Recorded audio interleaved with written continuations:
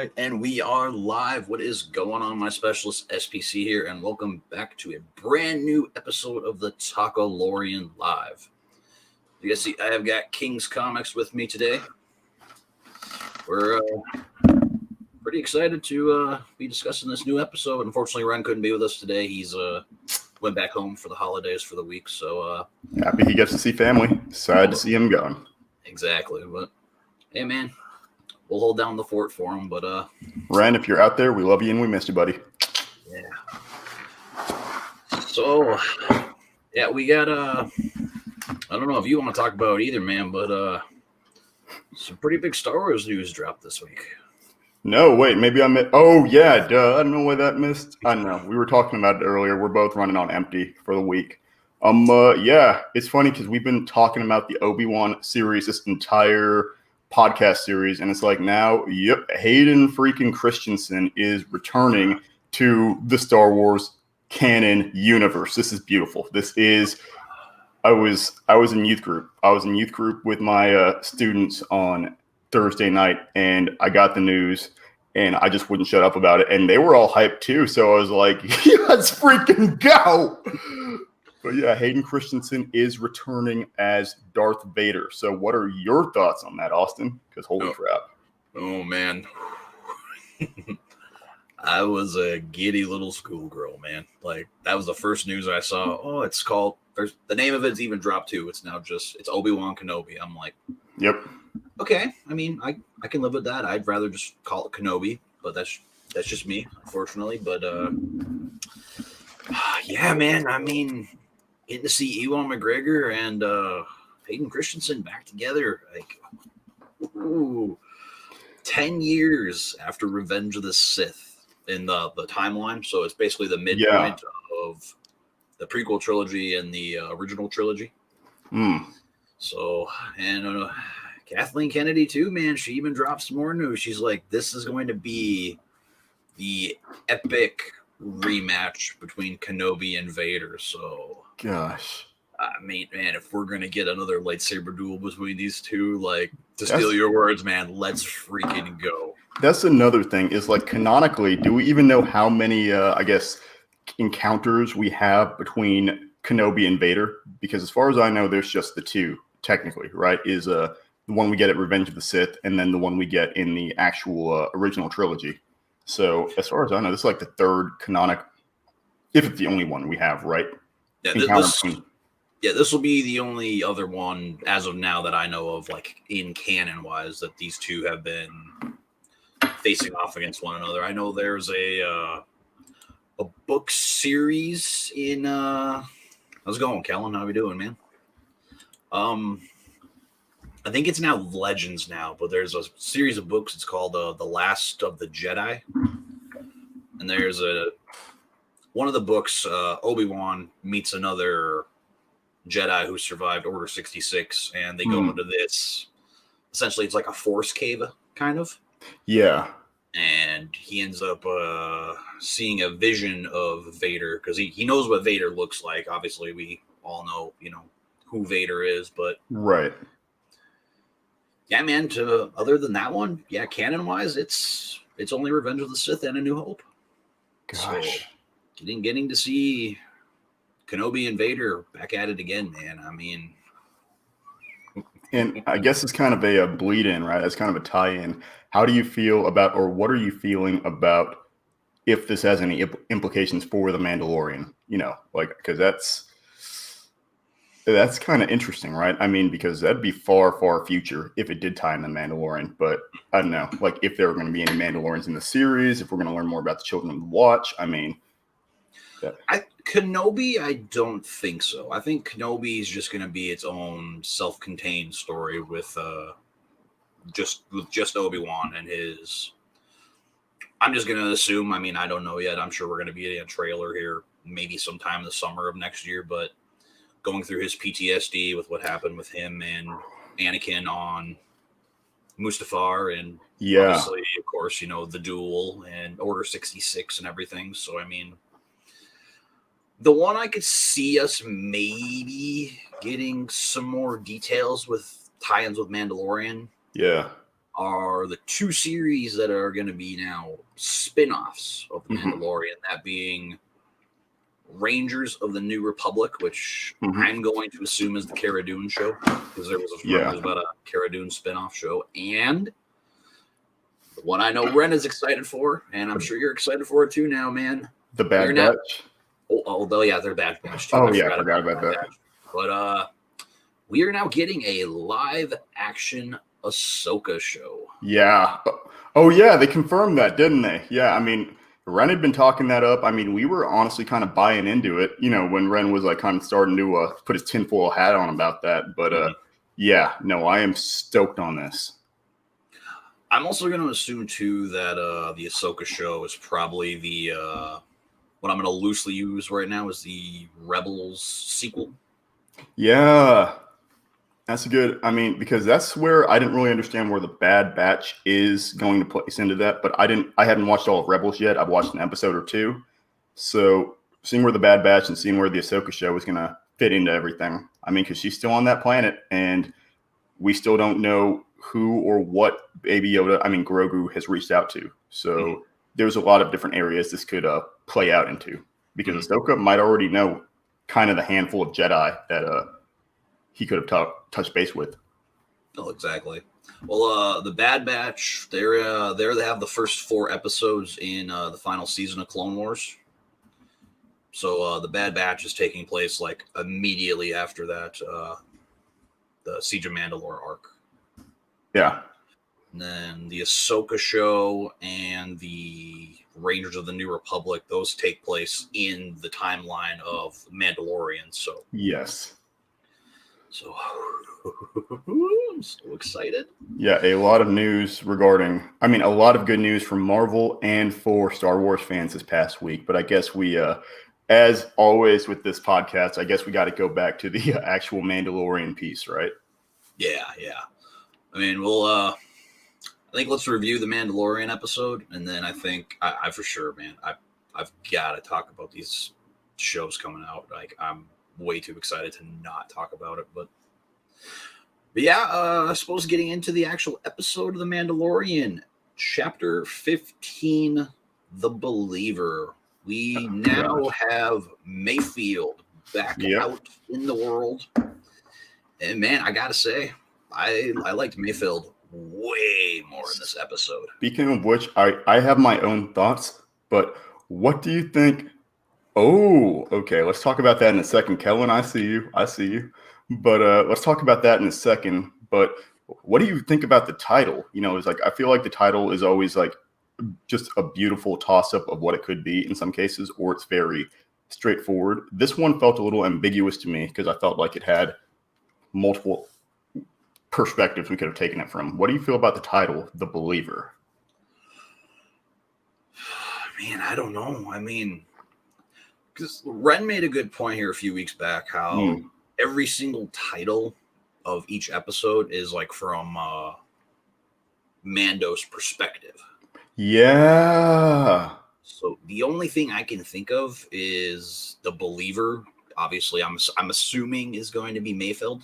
Yeah. He's got his own beliefs about how, oh yeah, you were raised on Mandalore, I was raised on Alderaan, but we both have these different beliefs about the galaxy and everything like that. So, agreed. That's who I'm assuming the Believer is. At the same time, though, it could also be Mando. Like, he could be, it's very clear in this episode, man, he is willing to do anything to get back to Grogu. Because, man, he takes his helmet off, and his helmet is off for at least a good, 10 minutes of this episode. And that's another thing that we've talked about too, or at least has been like one of my favorite elements of the series is, especially when you have big name actors like Pedro Pascal, and you can use the term big name subjectively. I still consider him a big name. But when you have characters like him who are so steadfast and committed to the series in terms of keeping their helmet on, not needing to have his face be there, it is nice to see when he takes his helmet off. It is for very short and specific periods of time, but there's also a story reason for it. Like, he's trying to do what it takes, like you said, to get Grogu back. And I also like this little interaction. It felt like there were a lot of cliches going on in this episode. Not in a bad way. I like it, but for like old school, like we're the same, like kind of this character who believed in something so much finds out it's not what he thought it was. I don't know. It's yeah. So to that extent, I agree with you. I think that it was Mayfeld being the believer, because you can tell he's bought into the Empire. He isn't some evil dude. He's just a kind of neutral, like pure neutral or neutral chaotic, whatever you want to call it, if we're going with like D&D moral alignments. But from the first season, we say that he's just a survivor, like he says in this episode. But then he was kind of like, I guess, lawful good in the original, like based on his history, where he truly believed in or neutral good even. He truly believed in the Empire and that they were the best option for the universe. And then this episode, we realize that he's been betrayed by his own beliefs. Mm-hmm. Yeah, it's totally polar opposite than, what he originally believed. I mean, granted, though, there's been a lot of, Star Wars characters who have done that. I mean, yeah, Finn did that in The Force Awakens with the First Order. I mean, obviously, he jumped ship, essentially. I don't know if you've played it either, but the Battlefront 2 campaign, there's a character in there called Iden Versio, which there's actually a tie-in to that game in that campaign here in this episode, so I'll definitely be getting back to that. But she does the same thing. She just doesn't see how the Empire can win. She doesn't like the beliefs. She doesn't like anything that they're doing. They're just continuing what the Emperor wanted after his death in Return of the Jedi. And I mean, unfortunately, man, it doesn't work. Like they tried a Death Star twice and it didn't work. I mean, technically, once you get into the third trilogy, they've tried the Death Star over and over and over and over and over again. But yeah, no, it is this bit where we do see an interesting parallel between, I'd say, Mayfeld and Vader. I mean, not directly, right? But people like Mayfeld and Vader who truly believe in what they are setting out to accomplish, where it's not explicitly about power, right? But it's about, yes, control, but also order from their perspective. They believe that the Jedi are like a bane to the galaxy, which I get because of their asceticism and because of the way that their order is almost kind of cold. But then the Empire ends up being kind of the worst option. But not if you believe in it like Mayfeld and Vader do. I don't know. It's interesting to me. It's a brainwash, man. I mean, like again, a prime example, man. The Emperor was able to persuade the Chosen One, Anakin Skywalker, to join him and eventually, execute Order 66, kill the Jedi, wipe them out, and take over the galaxy. And that's another thing about Order 66 is, thank you for you and your recommendation and Ren's recommendation on watching the last 4 episodes of the Clone Wars, right? Because it hits different when you are hearing Order 66 play out over a radio comm. Like I feel like when you go into elements of PTSD and what Ahsoka's had to go through, like hearing that play out in either like you talk about survivor's guilt, right? Imagine hearing all this death going on either through the Force or just over radio comm and knowing you can do nothing about it like that. That was powerful. That's neither here nor there. I'm getting distracted, man. It's been a long week, but. Hey, I mean, it ties in though with what we're saying. I mean, the heaviness, basically. Yes. Like the persuasion of what Order 66 did to the galaxy and the Jedi. I mean,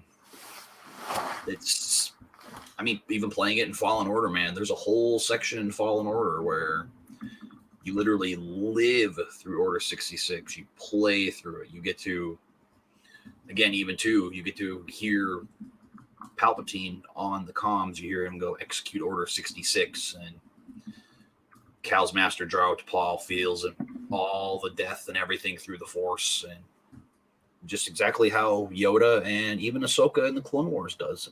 It's a heavy feeling. I mean, it's a lot to take in, like overall. No, it is definitely heavy. I mean, And that's also what I like about The Mandalorian. It feels like the further the series goes on, the more willing they are to incorporate these elements of violence in the show. Not necessarily gratuitous, right? But I mean, you have people straight up getting blasted in this show. You have just like flat out explosions in this show. Like Mayfeld, you can tell there's a good little bit of pause when Mayfeld has to detonate the entire Empire mining facility, which is nice because it's not just some quick trigger, but it does start to expand more upon that character. But I do want to go back to what you said because I digressed from it, dude. Yeah, Bill Burr's character was awesome in this episode. I mean, holy crap. Yeah, they had, obviously, that first episode we had him in, which was, I believe it's either your favorite or second favorite, if I remember us talking about that before, the heist episode. Yeah. That was what, chapter 6, I think, in the episode. Yeah, in season 1. Yeah, that episode was still my favorite. I felt like we talked about it like when we were doing our overarching review, right? He definitely did a better job for like a comedian and someone we had no reason to believe was a good actor. But, he did a great job in that episode. But I feel like he really upped the ante in this one, considering that he got to actually show off some more acting chops. But he felt very organic in this episode. I mean, like maybe that's just me, but I felt like he like fit into the Star Wars universe in this show. He felt like someone who was bought into it, but had also deviated from the Empire being a thing. Just because, he'd been without that order in his life for so long that he was literally just trying to survive, do whatever it takes maybe to return to that belief system or to that level of authority. I don't know. It was interesting. I mean, too, like, he makes a lot of, like, great points in this episode. Like, when they're just, even the drive, like, they're almost having essentially, like, a casual conversation. Like, yeah. Oh, yeah, our beliefs. I lived on Alderaan. You lived on Mandalore. And we all stand by our own beliefs. Because, of course, obviously, he takes the Stormtrooper helmet off. And Mando's just sitting there with the helmet on. He will not take it off. And he's like, why don't you just take that thing off? And again, later on, he finally does. And even Mayfeld, later on, he sees what his mission is. Like, I need to get this child back. This child is my life. I'm going to do every and anything that I can to get this child back. Yeah. And he even hands him the helmet. He's like, I didn't see nothing. You never took that the helmet off.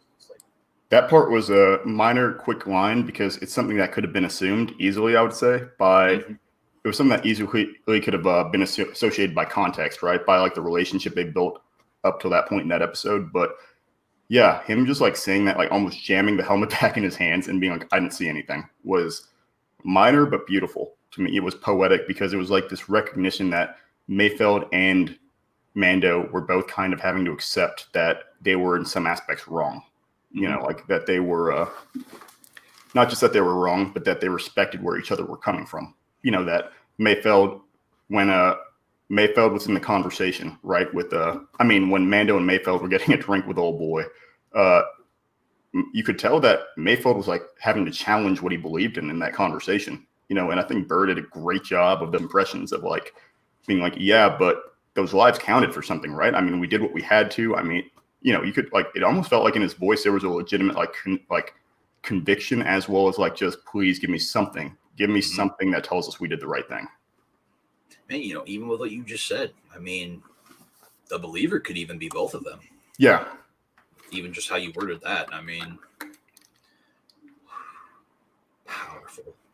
Thank you, Jon Favreau, for this amazing series. Yeah. I feel like this episode was a little, like I said, I felt there were some cliches in this episode with respect to, you have character having to challenge his beliefs. You have villain / anti-hero who's like, see, we're not so different after all, which is a pretty played out trope. But, it's a trope and it's a cliche for a reason, right? It works. And then especially as a character moment, it does a lot to set a lot of groundwork for where Mando's development is going. It's kind of like how we talked about in the episode with him and Grogu, where he lifts up his mask a little bit, when he's eating in front of Grogu. There were those kind of, but I did not expect a full helmet off. I mean, gosh, that was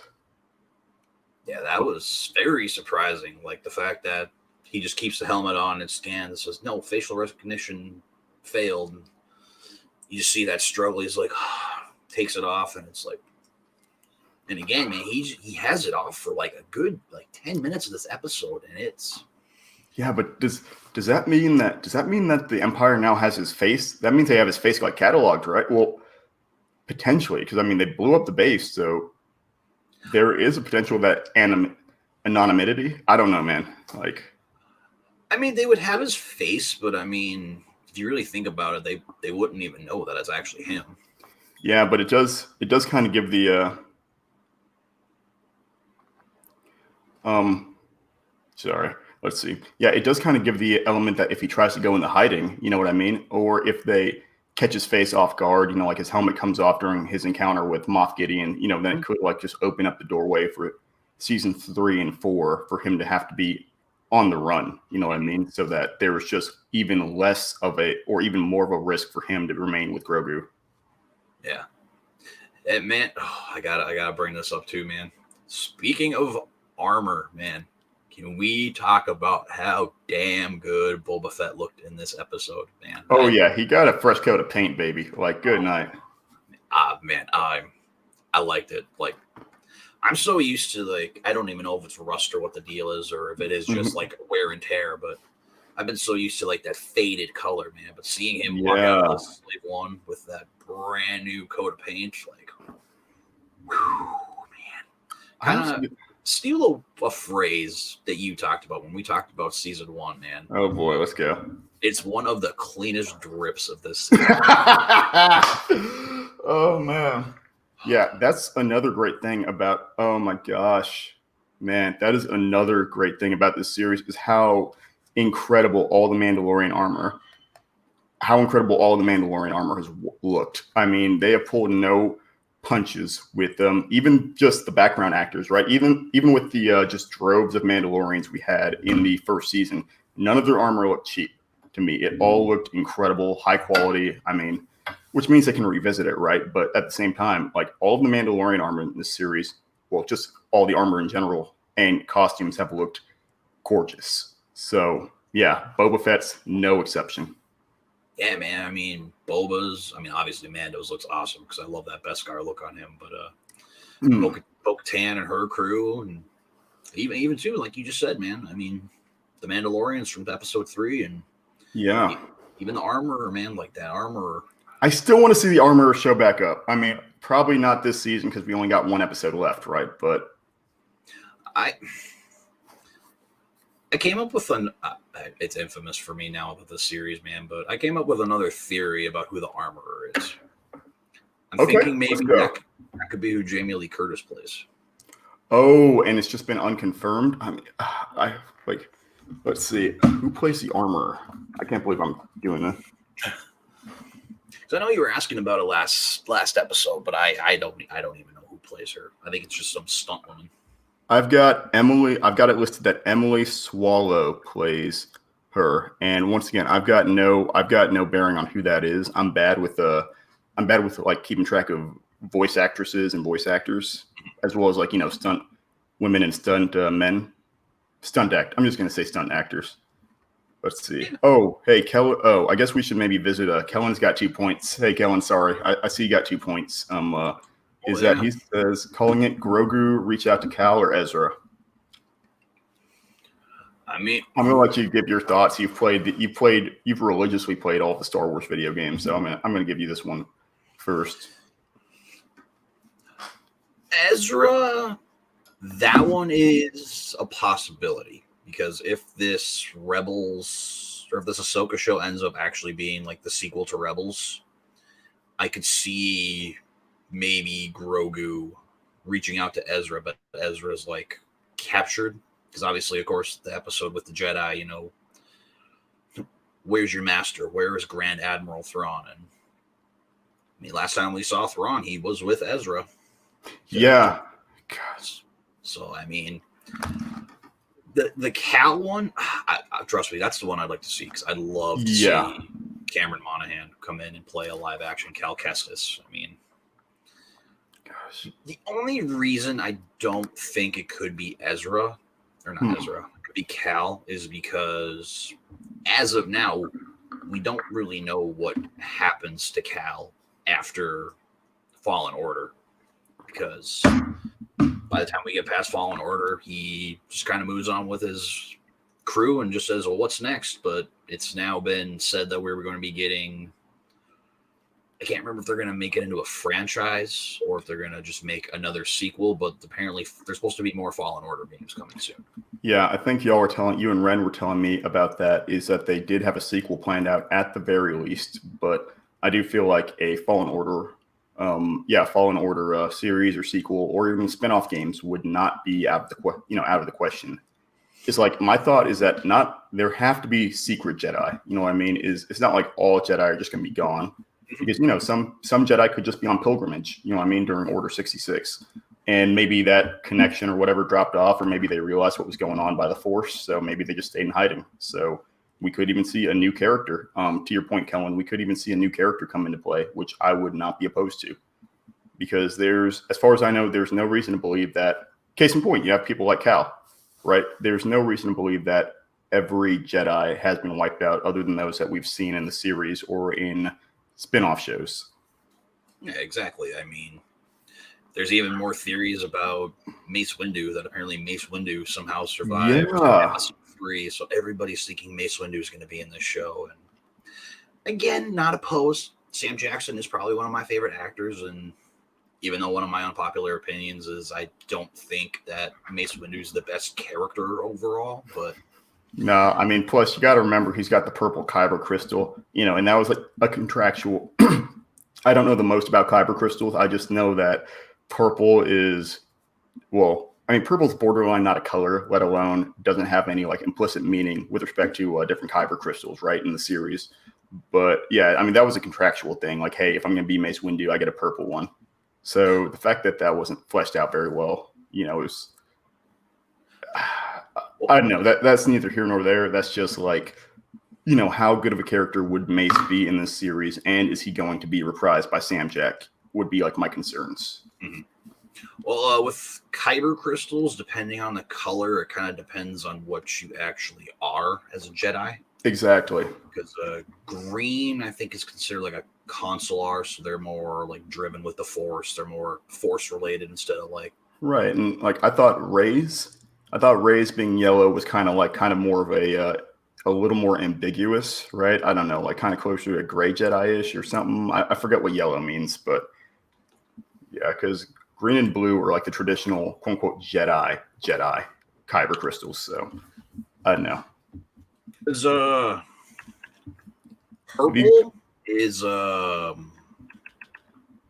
a mix between like the light and the dark side. Whoa! So, like Sam Jackson, he could he uses the dark side, but it's not. I feel like it's not like fully embracing the dark.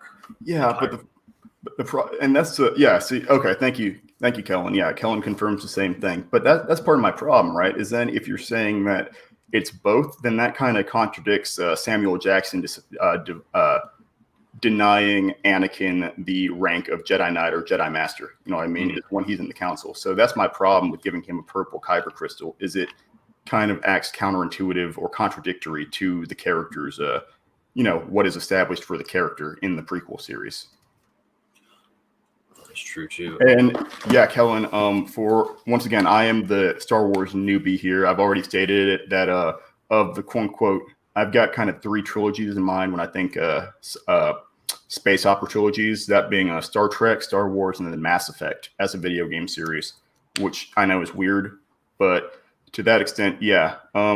So when Jedi use dark side tendencies, that's more like gray Jedi-ish. It's people who are still Jedi, they still are what you'd call like in like the 9, the 3x3 grid of morality with like lawful, chaotic, and then neutral, right? Gray Jedi would be kind of a neutral good, or I'd say a neutral or chaotic good, where they are very much good, but their power is still aligned towards Jedi powers and Jedi moralities, but incorporating those Sith powers, like we see in Episode 9 when Rey actually uses healing abilities, which are the ability to control life, and life force is a Sith power traditionally, I would say. But to heal is a blend between, Nice. Let's freaking go. But yeah, is a blend between Sith and Jedi powers in essence, because you get into like Darth Revis and stuff, right? And he can control. It is Darth Revis, right? Darth Revan. Thank you, Revan. There we go. Case in point. Star Wars newbie. So the known colors we have is purple, black, blue, red, cyan. Yeah. I can't even remember what it's called. Green, indigo, magenta, orange, white, and yellow. What does white mean? I mean, I know that's Ahsoka's, but white basically means you're like not a Jedi. That's essentially what that means. Which again, if you when you get to watching Rebels TV show, it will explain what the white crystal means. But yes. Yeah, man. I mean, again, I wouldn't mind seeing Mace Windu. Me neither. Extent, I liked him, but I just don't think he's like this necessary character.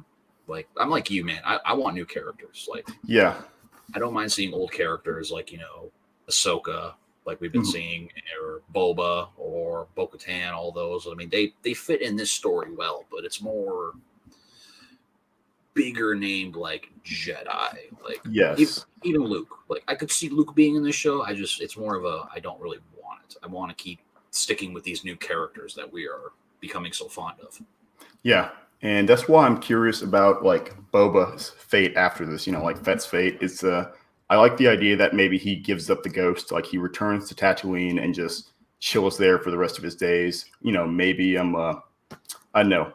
Maybe I know. Yeah, I just agree with the point that this is still a standalone. It's been nice seeing these character cameos and what they imply for the rest of the series, and the fact that they even get spinoffs, right? The fact that we're getting a Ahsoka Tano spinoff, but yeah, it still has to be its own series and not rely too much on that star power or those cameos. Mm-hmm. Yeah, the show can. I mean, again, I don't mind seeing older characters if they have like what we're doing now with like Boba. Like, he's not a key character in this episode or even like the series right now. He fits better as a secondary character. Mm-hmm. And I think that would be the problem with this so-called Boba Fett mini or micro series that we're supposedly going to be getting after his departure from the show. But I don't see him being able to carry his own show. I really don't. He's better how he is as this secondary main character. Yeah, I absolutely agree with that. And to that point, right, is the fact that I think it's kind of like how, was it you or Ren who said the worst thing for the Star Wars fan base is a Star Wars fan base, right? Is the worst thing for Star Wars fans is other Star Wars fans. Is, as with any fandom, when you give them enough of a good thing, or even a thing that they didn't expect, right, then you run this problem of them wanting more of it, right? Or quote unquote thinking they know what they want, which isn't to dismiss or deride fan bases at all. Is especially coming from being like an anime fan or being a Star Wars fan or being any other type of fan personally, right? Is you want more of this. Like I've talked about like these video games that I've got, right? The super giant video games like Bastion, Transistor is like part of me would love a sequel to those games, right? But at the same time, I like that they're a self-contained universe, that you make one game and then you leave it where it's at. You don't need a sequel. It's perfect where it sits. Is when you start saying, oh, we like Boba Fett, you know what I mean? Like, we want to see more of Boba Fett, then it starts to kind of push the boundary on like why he's so special in this series. Is that he's a cameo and he's interacting with Mando, not so much that he's his own thing or could carry a one-off show. So, And Kellen, we'll get to please write your theory down. We definitely want to hear about it, and we'll give our thoughts. Oh, yeah. I mean, although, man, I got to say, though, sometimes when it comes to, like, sequels or whatever, some things, depending on what it is, benefit greatly from it. I mean, I want to bring this one up, man, because I still got to rub it into you a little bit, but the God of War series, man. Like, shut up. The games just this is not cool. I love you, man. He doesn't feel like it. I do, though. I really do. It's just, it makes me a little happy to see how salty you are. I'm not salty, bro. I just think it's weird. I just think it's freaking weird. Okay. But no, man, like each game just got like progressively better. Where like, yeah. unfortunately for some fans, you know, the sequel trilogy, they didn't get much better for each movie that came out, or even a TV show. Like certain TV shows, man, yeah, every season that comes out, it just gets better and better. And even too, like doing all these spin-offs, like I don't mind there being like this Ahsoka one, because they showed how good it is, and she's a very familiar character. We'd like to still see her story between Rebels and her time now in Mandalorian. Yes. Like a show like that will definitely benefit a lot better, I think.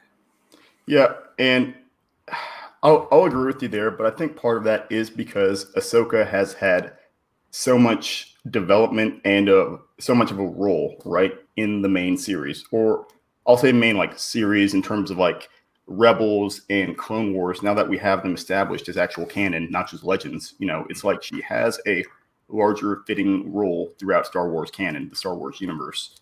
But Boba, kind of not so much, you know what I mean? As he's appeared in a couple movies as well as Jango Fett, but he doesn't have like incredibly large implications to the state of the or stakes in the Star Wars universe or the Star Wars trilogies overall, in my opinion. You know, like. Oh no, definitely. I mean, that's why I always get confused why he's such a fan favorite, because Yeah, he doesn't do much in the original trilogy. The only thing he does that's any benefit at all is just capturing Han Solo. That's literally it. And getting thrown into a Sarlacc. Just wanna bring that back up. Exactly, hit by a blind man on accident. He falls into the Sarlacc. Like, but he's this fan favorite because he's got no rules. He just does the job. He kills if he has to kill. Like, to that extent, I can see why people like him. But other than that, character-wise, the version we're getting of Boba in The Mandalorian right now is hundreds of times better than what we've gotten in, essentially, I guess, 2 movies. And we've already gotten more Boba Fett in The Mandalorian than we got in the entire original trilogy. Yes. And no, I mean, for real. And sadly, we've gotten more character development of all things, not just more like face time, not just more airtime, but we've gotten more like character development in terms of even in minor aspects. You know what I mean? So while that does kind of lend itself to him almost being in a spinoff or being in these miniseries a little bit more, you know, it's like you mentioned, like he was kind of lawless, right? So that feeds into the whole Children of the Watch theory and the fact that people had either departed from the ways of the Mandalorian, you know, the old ways, or that he is a more traditional Mandalorian. I don't know. All I know is that, yeah, he was this cool character. Despite he was cool, he was mysterious, but it's kind of the don't tell me why, just show me what. Like, show me what he is. Don't tell me why he is the way that he is. If you like the fact that he's lawless, if you like this cool, mysterious character, then you need to leave him at that. You know what I mean? Because he very much is still this cool, mysterious character. And also simple, you know, kind of simple, not in a bad way. He has his set of rules. He wants his armor back. He's going to follow through with his contracts. You know, that's what I like. I don't necessarily need to see a lot of emotional depth out of the character, but him doing cool stuff, like annihilating stormtroopers. Yeah, that's for sure. Heck yeah.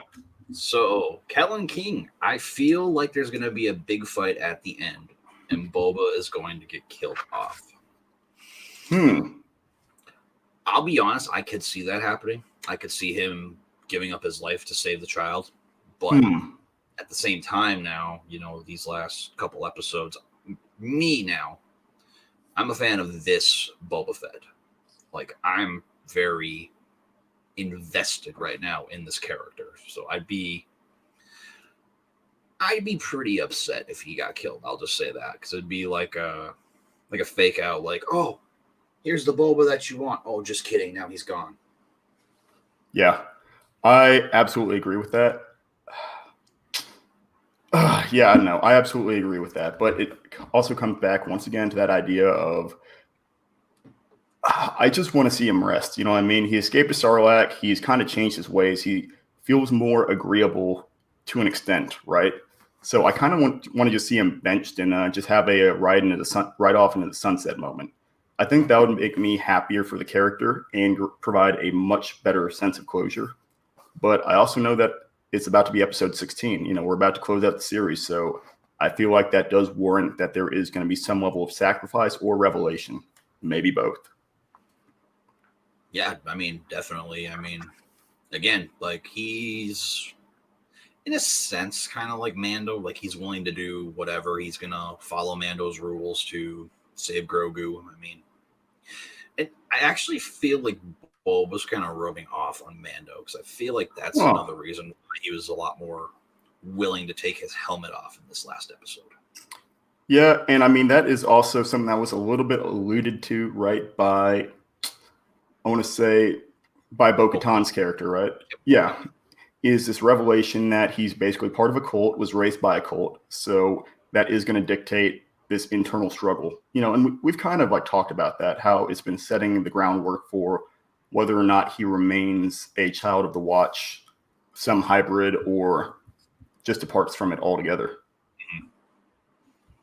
And I mean, yeah, I mean, I do feel like pretty soon, maybe by the end of next season, he'll be a lot more willing to take his helmet off.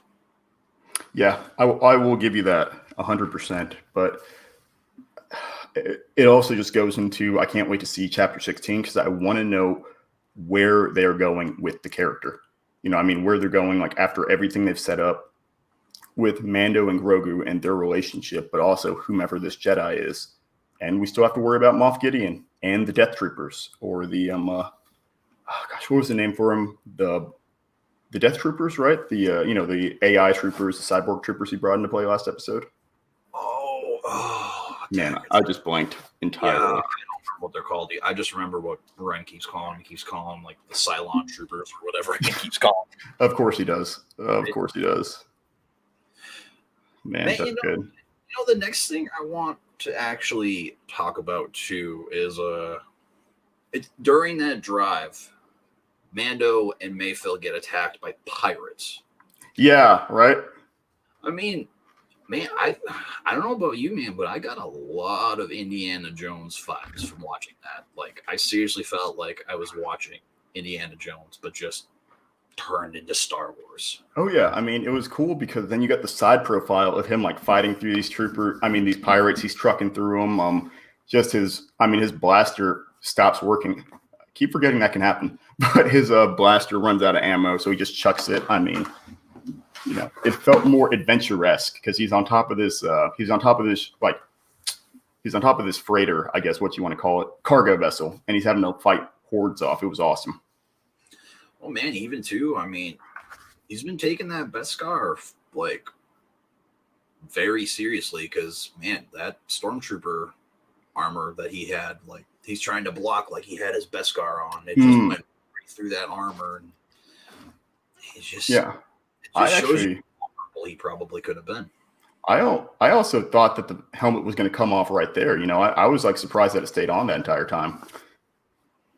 I wouldn't even mind seeing a whole episode with Mando without the helmet. I've got mixed feelings about that. I feel like that's a season 3 or 4 thing.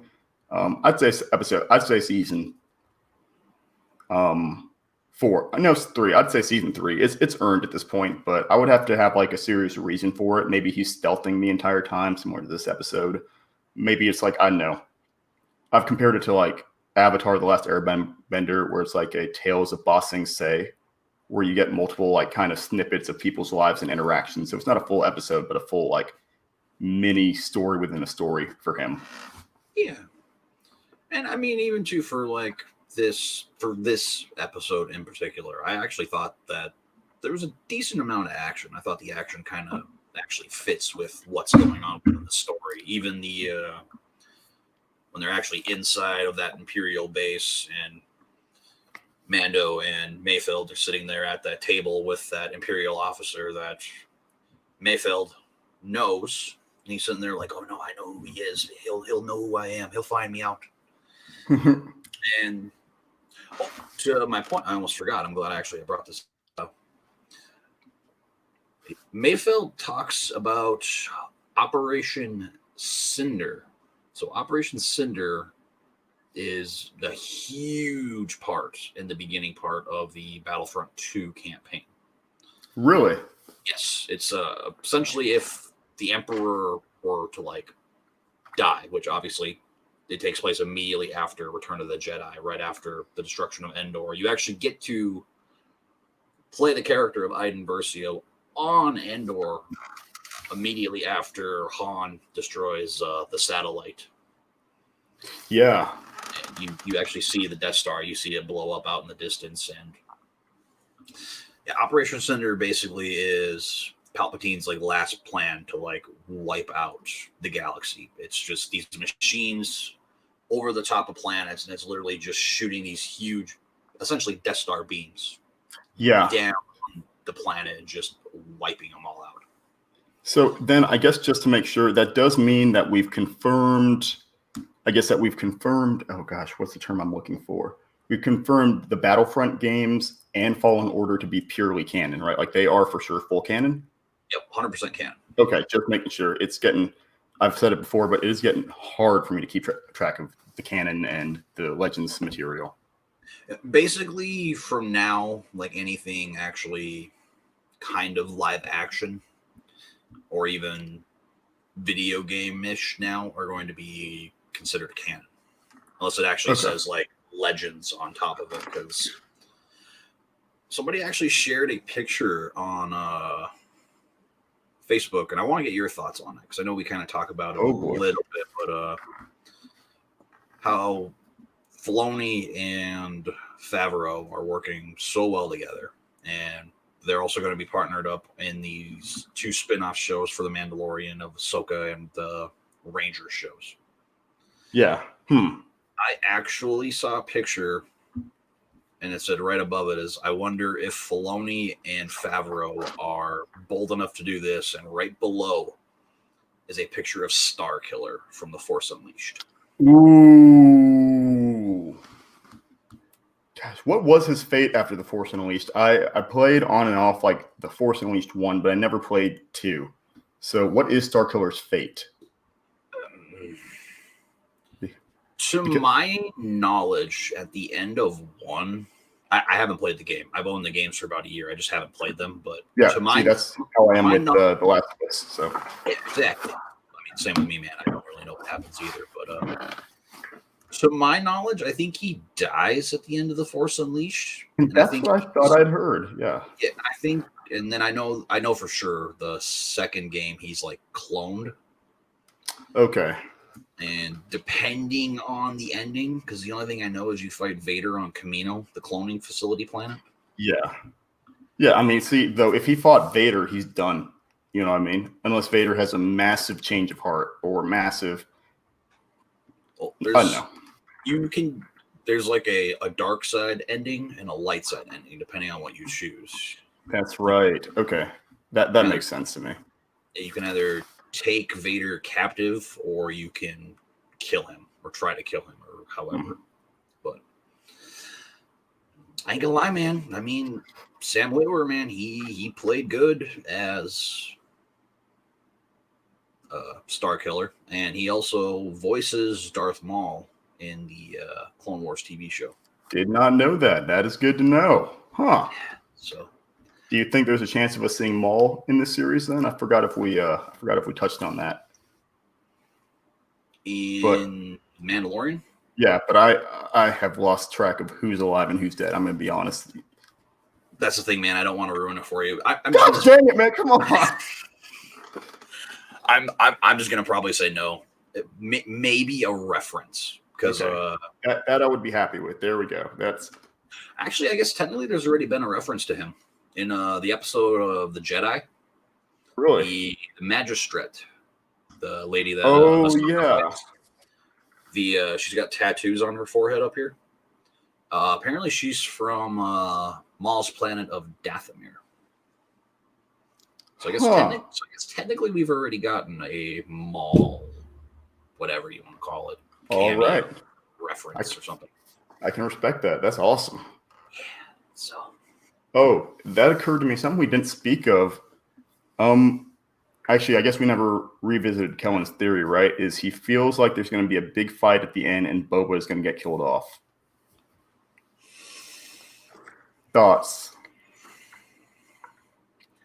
I don't want it to happen, but I could see it happening. I mean, we already know there's going to be a big fight between Mando and Moff Gideon, especially with that transmission that he sent to Moff Gideon at the end of the episode. Oh, yeah. I mean, that one's 100% confirmed already, But I mean, I could see Boba making a hero play, right? Whether on his ship or whether he gets like pinned down in his armor and just has to like fight off hordes of these Cylon troopers or what have you. Mm-hmm. No. Again, I mean, unfortunately now, but even with this episode, man, I'm now invested in Boba with this episode, which is me too. Which is again, man, so far off from how I started this season. Yeah, man. No, I know that, but I was like, I don't need Boba. I don't care about Boba. Boba shows up in episode 6. I'm like, I love Boba Fett. And the episode with the Jedi, like, man, I could care less if Ahsoka's in this show. Man, this is the second best episode of the whole show so far. And like, what's going on? No, I mean, but that shows how good it is. You know, it's kind of flipping your polarity, or it's flipping your stance on certain characters. You know, like Bill Burr's character, Mayfeld. I didn't know how I was going to receive him in this episode, right? But he turned out being one of my favorites. You know, like I don't know where I want to rank this episode yet. I got to mull it over a little bit, but this is one of my favorite episodes of the series so far, just because of the moral questions like being asked of each character, you know, like the believer, right? We're having to question the morality and like the beliefs and the convictions of Mayfeld, as well as, you know, Mando. Yeah, that's true, man. I mean, I don't know, like this next episode, dude. I feel like Fennick is more likely to die than I don't want to see her die either, though. I'm not gonna lie, man. I'm not emotionally attached to Fennick, so I mean, it still sucked to see her die because she's been working with everybody so well this episode, and I mean, I wouldn't be sad though if she did die. I think that's another thing is I wish there were more of a reason to have investment in Fennick, right? Because she was Imperial, right? I mean, so I don't think so. Yeah, I forget what her main thing was, but I wish I had more an attachment to Fennick and even to Boba. You know what I mean? Is because Boba's cool, but that's kind of like the extent of my attachment to him, other than the fact that he is so convicted of his conviction to helping Mando. So even then, that's more of a reason for me to have emotional investment in Boba, but not so much Fennick, because I like Fennick. I really like her, but just from an investment stance, I don't really have a loyalty or a fealty to her character. Mm-hmm. 2 fun facts I actually found out. One is actually about the actress who plays Fennick and the character herself. So the character of Fennick, she's actually going to be in the Bad Batch series. Like, if you haven't seen the trailer, man, you got to watch it. It's so good. Like, I'm even invested, and I'm still not the biggest fan of Clone Wars, but yeah, I love that animation, and like I said, it's taking place right after the Siege of Mandalore arc, so I'm invested already. Let's freaking go. And the actress who plays her, I can't remember exactly what her name is, but she actually voiced Mulan from the 1998 animated film. What? Yeah. I can't remember what her name is. I'm on it. Ming Na Wen or something like that. But what on earth? Yeah, man. Blew my mind. I learned something too this week. I guess let's go ahead and speaking of actresses, we'll go into actresses and directors, right? Oh gosh, wow. What the heck? Yeah, I'm pulling this up right now. So yeah, speaking of actors and actresses, let's maybe go into the director this week, right? I mean, Rick Famuyiwa, right? Yep. Okay, Rick Famuyiwa. What did you think? I'll give my thoughts in a second, but what did you think?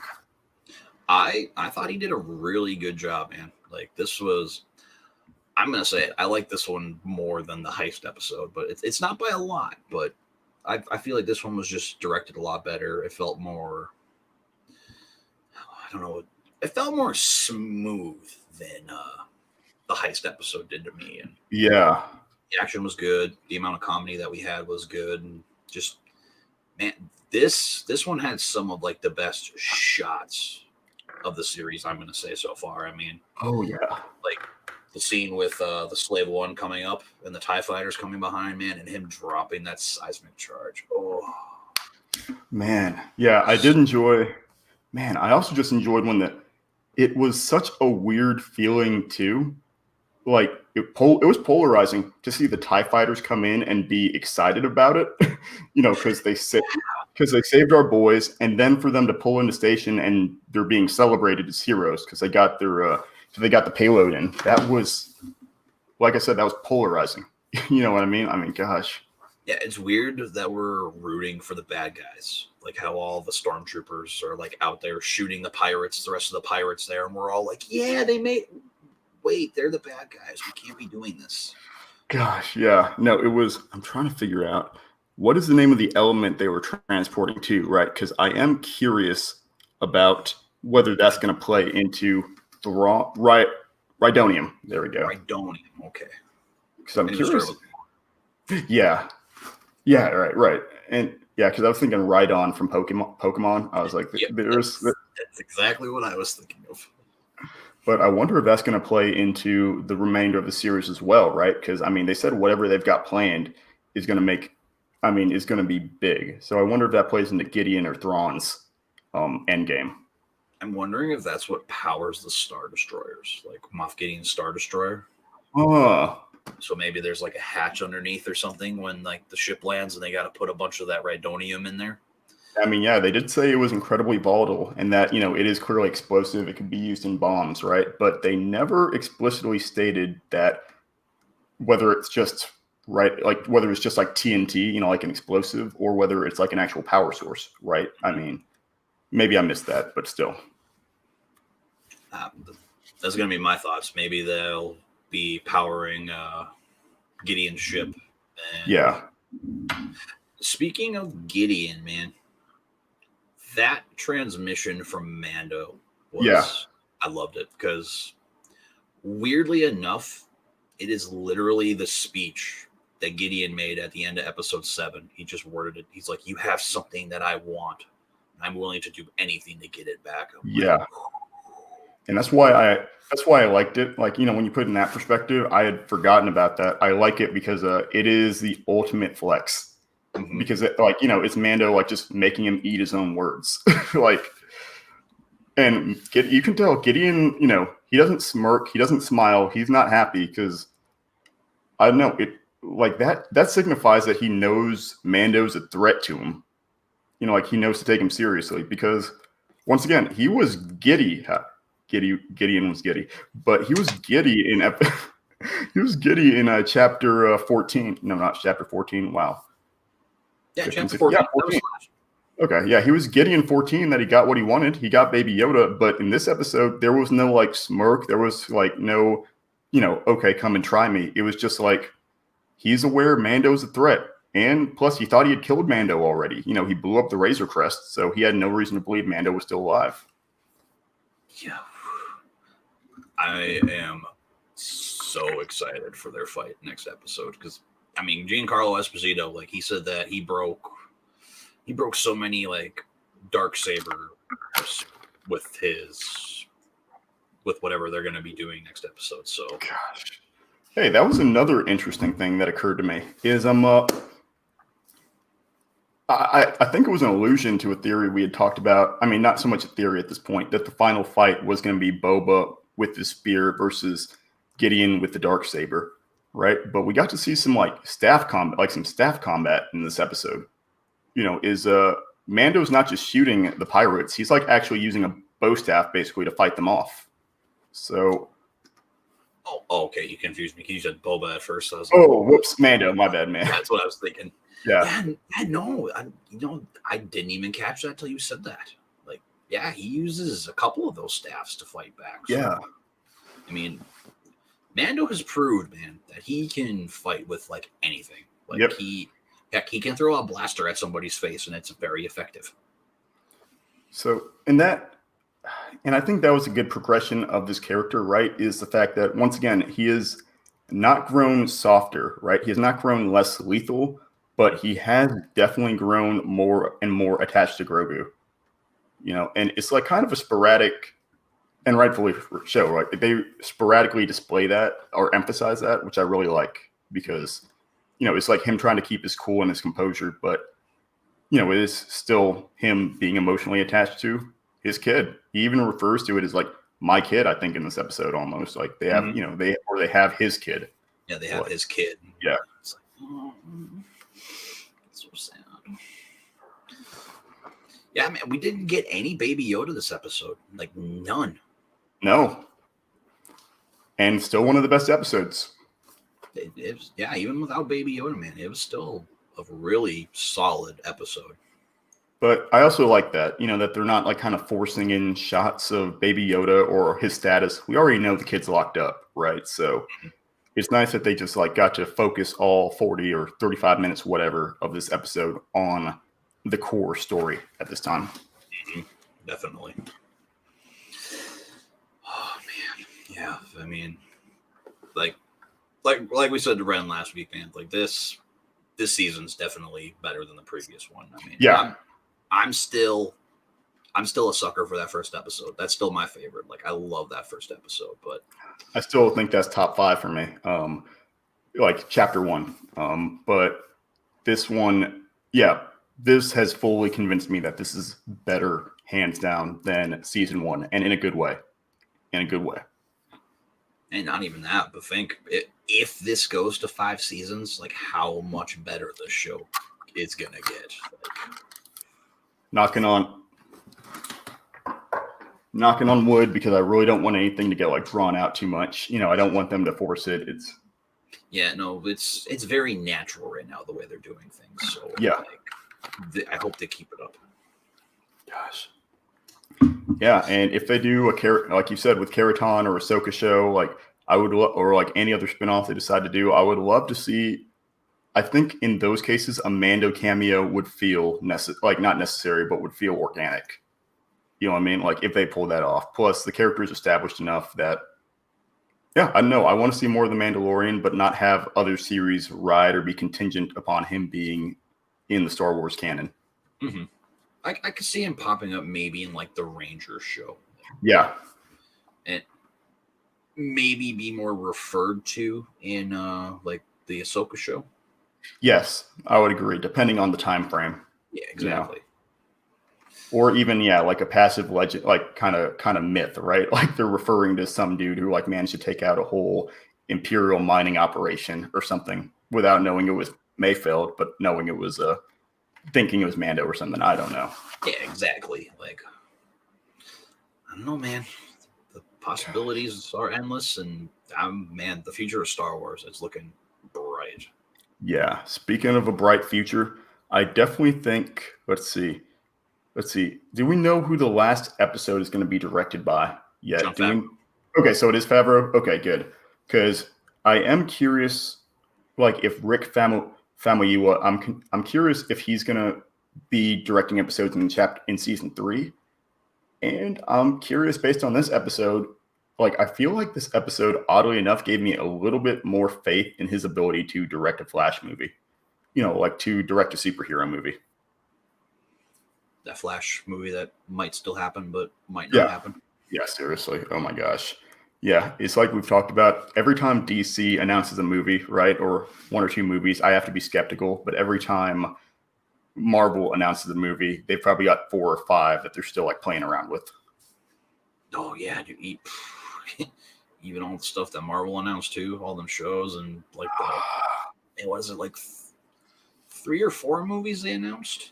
Yeah, and I think we're gonna have to follow up with that. We've been like toying around with it. I think me and you are gonna have to follow up with that on my channel. Because I really want to pick your brain about that, and maybe get you some never live streams. So I'd love to get some tips and tricks from you on how to do that podcasting style. But we'll see where that goes. Well, yeah, But I feel like we covered pretty much everything for Mando already. I mean, it was a shorter episode. I mean, it was like 35, 40 minutes long, but yeah, a little bit longer than last episode, but I'm curious. I want to see a full hour. Like, I want to see a mini movie, like out of episode 14. I mean, episode 16, chapter 16. Because after everything they built up to, I feel like there's no good way to do a concise episode. You know, like it has to be full send because of everything building up here. well, I feel like with how short a couple of these episodes have been, for sure, maybe it might even be over an hour for the finale. Yes. And I'm hoping for that, honestly. Personally, me, man, I want anywhere between an hour to like 75 minutes. Yeah, I mean, because I mean, one of my thoughts was that they were going to do a part 1 and 2 for the end of season 2, but the fact that this was kind of more standalone-ish, you know, like setting the foundation for chapter 16 is interesting to see what the runtime is going to be for chapter 16. Yeah, that was weird because last season's chapter 7 was like literally like a 2-part finale. Yeah. It worked so well. Like, yeah, it was really surprising that this felt more standalone-ish than being. I mean, essentially though, it is kind of part though of the finale, but I mean, I wish it would have just tied in a little bit more. Yeah, I agree with that. But I mean, all that being said, yeah. Like you said, I think we've covered just about everything. I'm stoked on this episode. Where would you say it stands in your Mandalorian episodes ranking? I guess for the season and then for the series. Oh boy. For the season, man, I'd probably say it's definitely above the Frog Lady episode. I mean, that one's 100% sure. I think every episode is above Frog Lady episode at this point. Yeah. I think I would probably place it third to last. Like, it was still a really good episode. I still really enjoyed it, but it just didn't have like the epicness like I wanted. The epicity. Yeah, because like right now, I'd say as of now, like worst to best for me is Frog Lady episode. I did like the Bo-Katan episode, but I put it a little bit lower because I'm one of those guys who hasn't invested enough into Bo-Katan. Yeah. And then I'd probably say this episode. And that's the thing. You can say that freely since Ren isn't here. That's right. Yeah. That's right. Oh man, let's see. I'm trying to think of what even other episodes there. Oh, the Siege episode, the one directed by Carl Weathers. That'd probably be next. Yeah.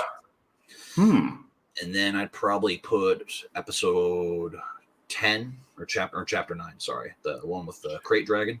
Yeah. Oh man. And then the Jedi, and then last week's episode of the tragedy.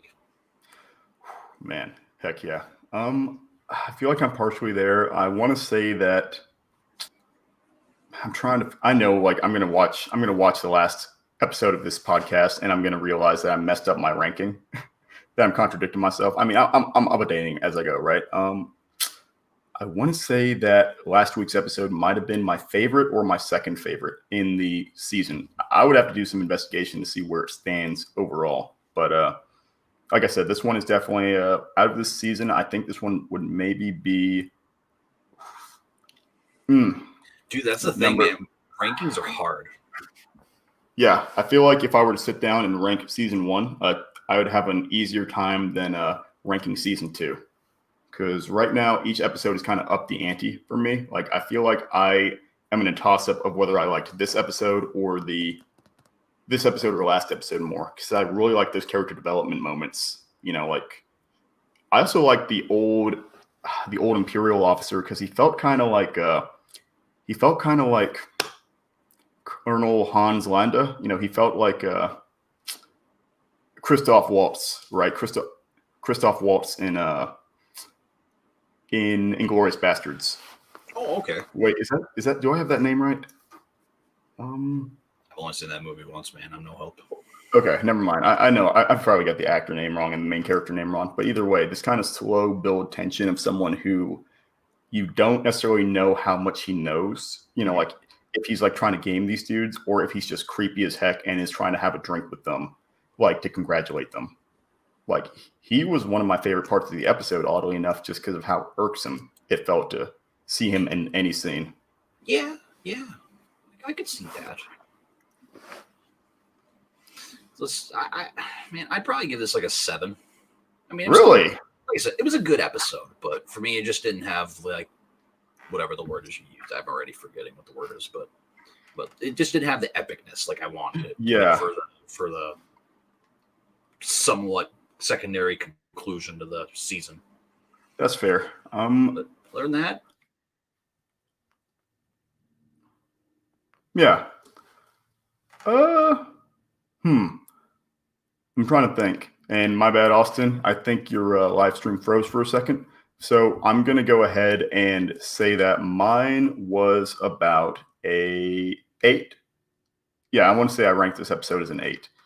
Simply because, yeah, when you put it that way about the epicness, you're right. But a lot of the character interactions and moments definitely made this episode for me.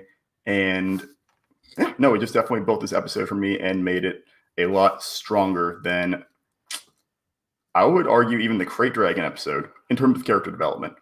But I still like the Crate Dragon episode more than this one. So we're going to have to see. We're going to have to see. If I were to sit down and write down all of my rankings, it would change things. Oh no. And it appears that I am alone in the studio right now. This is wonderful. Anywho, Austin, I miss you. I hope that you're all right.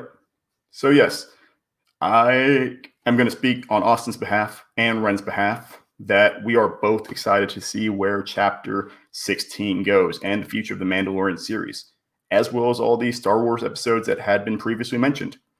I don't know. We'll see where things land.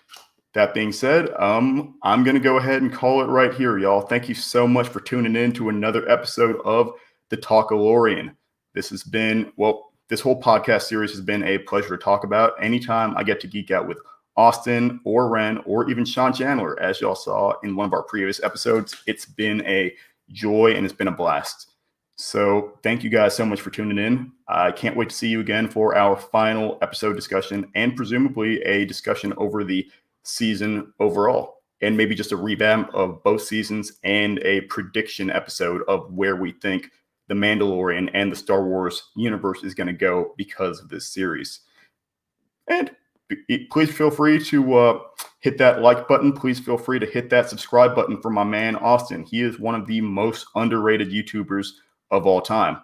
Well, that's all I got, y'all. Thanks so much for tuning in, and I'll be talking to you again real soon. Maybe not. oh, were you guys going the whole time? Oh my gosh, yeah, wow, dang it. Yeah, Austin, I was going the whole time. I just did like my outro and everything. Oh, man. No, I was saying I gave this episode an 8. Oh my gosh. Yeah, I was saying can't wait to do our next episode, or I guess last episode of the Talkalorian, before maybe we do a review of the season overall. So I know, and maybe even a prediction show for where we think season 3 is going to land.